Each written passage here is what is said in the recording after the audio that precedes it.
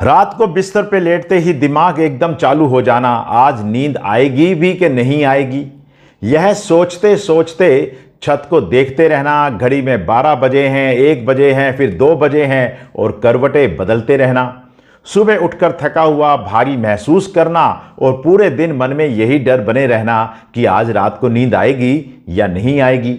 अगर आप भी यह सब कुछ कर रहे हैं तो मैं आपको बताना चाहता हूं, यह सिर्फ नींद की कमी नहीं है, यह स्लीप एंजाइटी भी हो सकती है। स्लीप एंजाइटी एक ऐसी कंडीशन है जिसमें नींद ना आने का डर खुद नींद ना आने का सबसे बड़ा कारण बन जाता है। नमस्कार, मैं हूं डॉक्टर रविंद्र पुरी, आपका अपना मनोवैज्ञानिक। नींद ना आने का एक बहुत बड़ा कारण चिंता या एंजाइटी भी होती है कि हमें नींद क्यों नहीं आ रही है और अगर नींद नहीं आई है तो क्या होगा। अब हम बात करते हैं इस पूरी प्रॉब्लम के पीछे की असली साइकोलॉजी की और उसके समाधान की।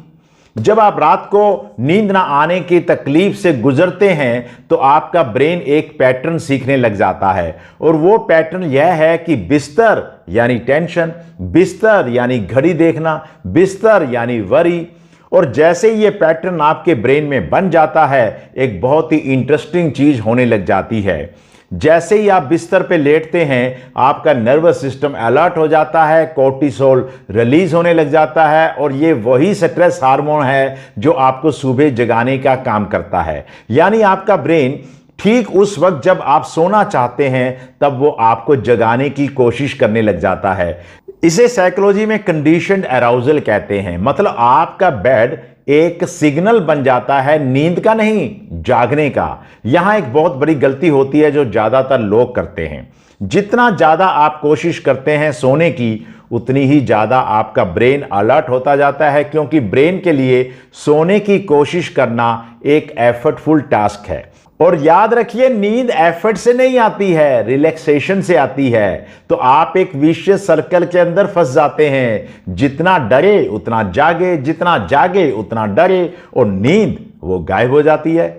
लेकिन इस साइकिल को तोड़ा जा सकता है, जिसके बारे में हम अभी बात करने वाले हैं। लेकिन उससे पहले पता लगाइएगा कि क्या आपको कहीं स्लीप एंजाइटी तो नहीं है जिसके कारण आपको नींद नहीं आती है। हम बात करते हैं उन 5 साइंस की जो बताते हैं कि आपको स्लीप एंजाइटी है या नहीं है। ध्यान से सुनिएगा और खुद नोट करते जाइएगा इनमें से कितने आप पर अप्लाई होते हैं। नंबर 1, रात को बिस्तर पर लेटते ही दिमाग के अंदर विचारों की, थॉट्स की बाढ़ आ जाती है। ऑफिस की बात, घर की जिम्मेदारियां, कल क्या होगा, परसों क्या होगा, सब कुछ एक साथ आने लग जाता है।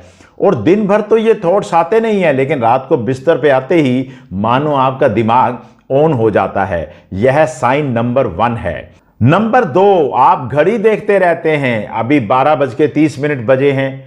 अगर 1:30 तक सो गया तो 5.5 घंटे मुझे सोने के मिलेंगे। 2 बज गए तो अब 4 घंटे रह गए हैं, अब 3 बज गए हैं। यही कैलकुलेशन, यही मैथ आपकी एंजाइटी को बढ़ाता है और नींद को आपसे दूर ले जाता है।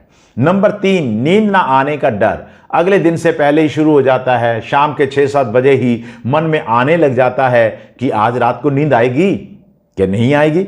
डिनर करते वक्त, टीवी देखते वक्त ये डर पीछे लगा रहता है, यानी नींद से पहले की एंजाइटी शुरू हो जाती है और यह है साइन नंबर 3। अब बात करते हैं नंबर 4 की, शरीर में फिजिकल बेचैनी। रात को बिस्तर पर जैसे ही पड़ते हैं, पैरों में हल्का सा खिंचाव, बेचैनी, दिल की धड़कन तेज हो जाती है और पेट में हल्की सी तकलीफ रहने लग जाती है। कभी कभी हाथ पैर ठंडे हो जाते हैं। ये सब स्लीप एंजाइटी के फिजिकल सिम्टम्स हैं, क्योंकि जब कॉर्टिसोल बढ़ता है तो शरीर इसी तरीके से रिस्पॉन्ड करता है। नंबर 5, और यह है सबसे इंपॉर्टेंट साइन, वीकेंड पर या छुट्टी के दिन नींद बेहतर आती है, या जब कोई आप बड़ी जिम्मेदारी होती है तब ठीक से सो नहीं पाते हैं, क्योंकि उस दिन कल के लिए आपके मन में डर बना रहता है। यह बात कंफर्म करती है कि समस्या आपकी नींद में नहीं है, समस्या आपकी एंजाइटी में है।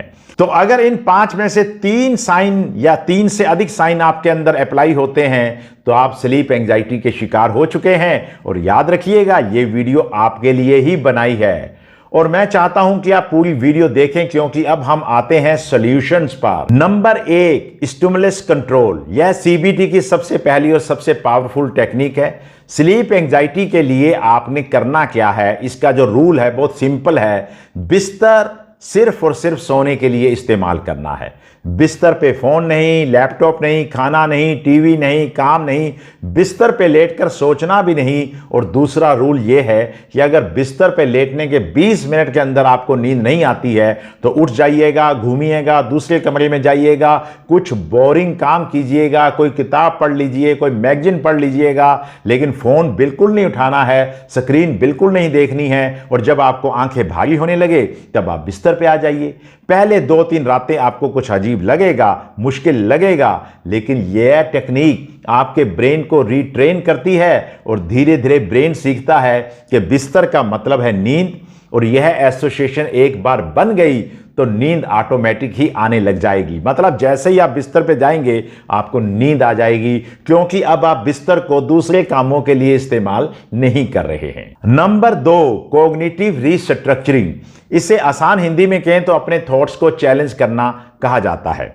स्लीप एंजाइटी में एक बहुत ही कॉमन थॉट आता रहता है, अगर आज रात को नींद नहीं आई तो कल सब बर्बाद हो जाएगा, कल ऑफिस में कुछ काम नहीं होगा, मेरी हेल्थ खराब हो जाएगी, मैं सही से फंक्शन नहीं कर पाऊंगा, मेरे मुंह के ऊपर ऐसे ही एक उदासी आई रहेगी। यह थॉट्स रियल लगते हैं लेकिन ये एक्यूरेट नहीं है और इन्हें आज आपने फैक्चुअली चैलेंज करना है। जब भी यह थॉट आए तो खुद से आपने सिर्फ 3 सवाल पूछने हैं। पहला सवाल, क्या इससे पहले भी ऐसी रात आई है जब आपको नींद कम आई हो? तो जवाब होगा हाँ। दूसरा सवाल, क्या उन दिनों में सरवाइव कर पाए आप? क्या काम हो पाया? जवाब होगा हाँ। तो तीसरा सवाल है, तो क्या आज की रात इतनी अलग क्यों है? एक्चुअल में आपका ब्रेन बुरे से बुरा सोच रहा है और आपका काम है उसे जेंटली लेकिन फर्मली करेक्ट करना।